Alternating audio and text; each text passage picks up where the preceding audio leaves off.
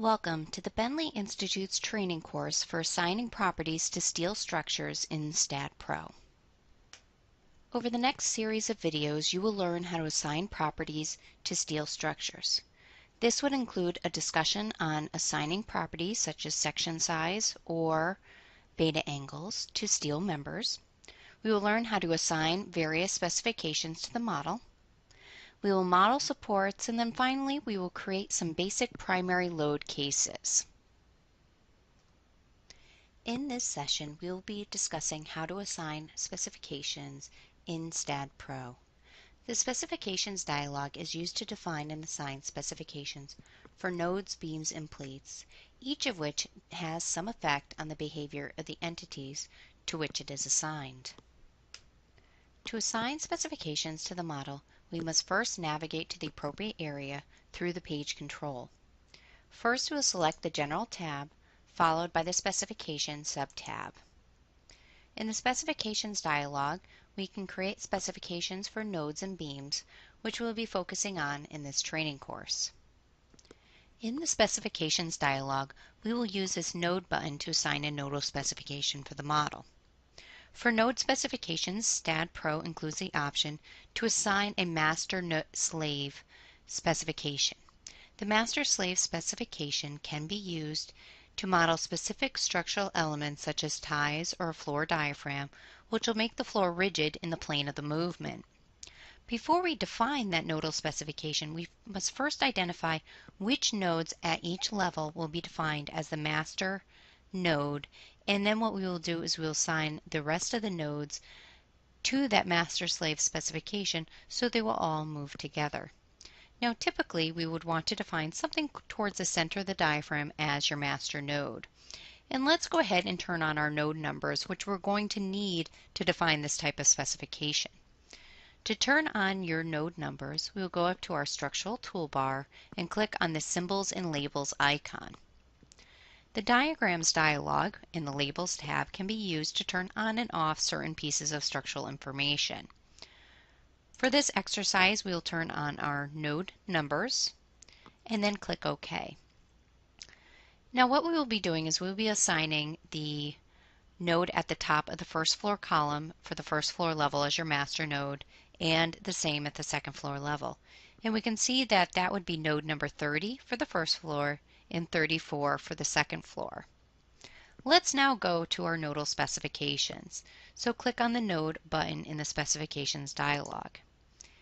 Here we can see we can assign our master-slave specification, and let's do it for the first floor first. We will assign a master node of 30, and then we will select what our slave directions will be. For this model, to assign or simulate a rigid floor diaphragm, we will slave it in the ZX plane, and then we'll go ahead and click Add, which will add that master-slave specification. Let's do this again for the second floor level. We will identify our master node and select the direction. Now, same as assigning properties to the model, we must now assign this to certain nodes in the model. To make our selection easier, we can go ahead and view an elevation of the structure. So we'll view from the positive Z direction using our 3D controls here. We must turn on our nodes cursor. This will allow us to select nodes in the model, and then we will fence along all of the nodes at this level.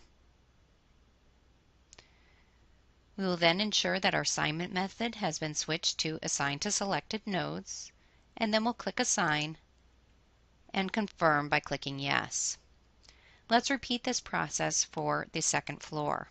We will highlight our specification, unselect all of the currently selected nodes, and then we'll draw a fence around the roof plane. We will ensure that our assignment method is correct and then click Assign.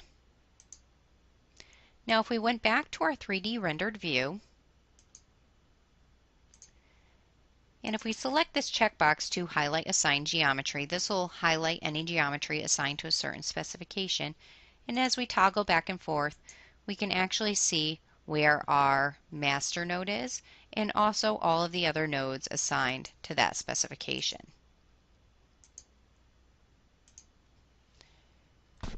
To turn off the node numbers, we can also go back to the symbols and labels icon, or on our keyboard, we can just hold down our Shift key and type in N. That will turn off the node labels. Member specifications can also be defined using the Specifications dialog and the Beam button. For this particular model, we will be using this Release tab to define the member end fixity. By default, when members are created in Staad Pro, they are automatically fixed at both ends of the member. If you plan on detailing the connections as a pinned release instead, you will need to define the releases for each end of the member. For several of our members, we will release them and we will enter our parameters here. We will locate the release at the start end of the member. We will select our Release Radio button, and then we will release the M, Y, and MZ. These are the local axes of the members, and this will define the local axes as they point away from the member. We will then go ahead and click Add, and we can see that we've defined our starting member end fixity. Before we assign this to the model, we will go ahead and define the same type of member end fixity for the end of the member. We will go back to this Beam button. We will select the end location and then select your MY and MZ, and then we will click Add. We must now assign this to the model. So to do this, we will select all of the members parallel to the global Z axis. Again, we'll select our specification first, go to our select menus, and select beams parallel to Z. Our assignment method has been changed to assign to selected beams, and we'll go ahead and click Assign and then confirm with Yes. We will repeat this process for the end members, and they are already currently highlighted, so we'll go ahead and click Assign again and then confirm with Yes. In addition to the release beam specification, you can also use the beam specifications to define several other properties that might be applicable to your steel model. These may include offsets, which would be used to rigidly offset a frame member end from a joint to model the offset conditions existing at the ends of frame members. And you can also define axial restrictions, which would be used to specify cable, truss, or compression or tension only members.